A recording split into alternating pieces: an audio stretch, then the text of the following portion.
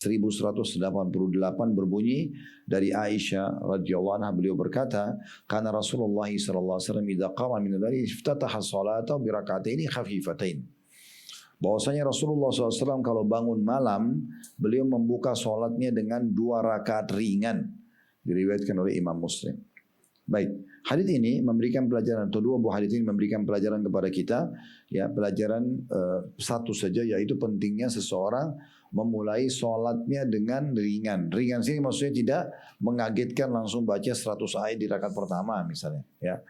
Tapi dia membaca surah-surah pendek.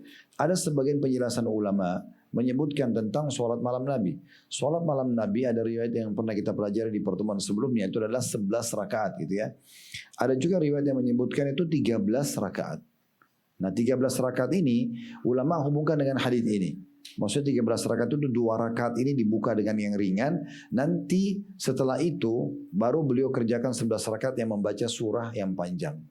Ya, surah yang panjang. Jadi ini adalah sholat ringan gitu ya. Bisa dia masuk sholat malam, bisa dia masuk sebagai sholat wudu, bisa dia masuk dengan sholat taubat, gak masalah. Ya, diniatkan. Yang penting dia membuka sholat malamnya agar terbiasa. Mungkin kalau kayak olahraga itu pemanasan gitu ya, sehingga dia memulai dengan sholat ringan. Baik, hadis nomor 1189 dari Aisyah radhiyallahu anha, beliau berkata, karena Rasulullah sallallahu alaihi wasallam idza fatathu as-salatu min al-laili min waj'in aw ghairi shalla min an-nahari 12 raka'ah. Hadis ini riwayat Muslim. Terjemahannya kata Ummul Mukminin Aisyah radhiyallahu anha, bila Rasulullah SAW tidak salat malam karena sakit atau yang lainnya, maka beliau salat di siang hari sebanyak 12 rakaat.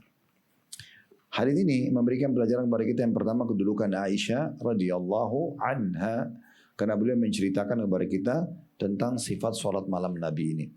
Pelajaran yang kedua, bahwasanya kalau seseorang punya udzur boleh tidak sholat malam. Di sini disebutkan wajah itu sakit. Ya, orang demam, meriang, ya flu berat, nggak mungkin. Dia jangan paksakan dirinya. Ya, nanti dia sedikit agak sehat di pagi hari baru dia kerjakan. Di waktu duha, ya, di waktu duha dia bisa mengerjakan, asal dia sudah komitmen menjaga setiap malamnya. Ya. Ataupun ada udzur lain, terjadi gempa bumi, ya, ada hari-hari genting, terjadi peperangan, tidak memungkinkan musuh bisa setiap saat menyerang, maka dia meninggalkan sholat malamnya karena keadaan-keadaan darurat seperti itu ya. Tapi kalau Anda di rumah lagi nyaman, nggak perlu semuanya, harusnya dijaga gitu ya.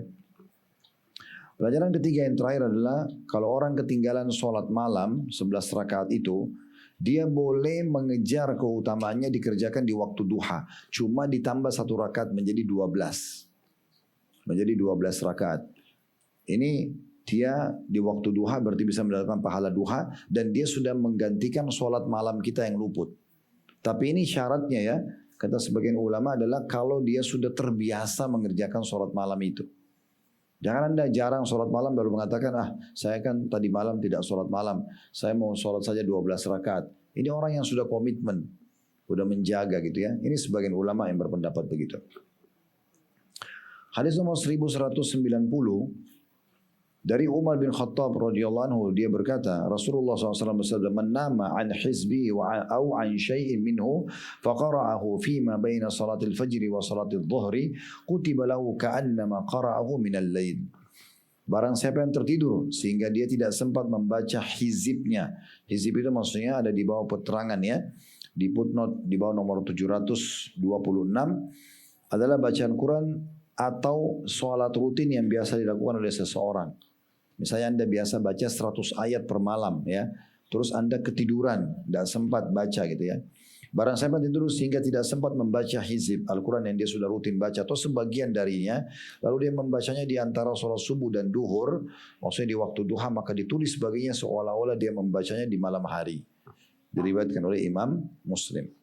Baik, dari hal ini kita ambil pelajaran langsung bahwasanya pentingnya seseorang selalu menentukan hizib Al-Qur'annya. Maksudnya bacaan yang Anda komitmen rutin baca setiap hari.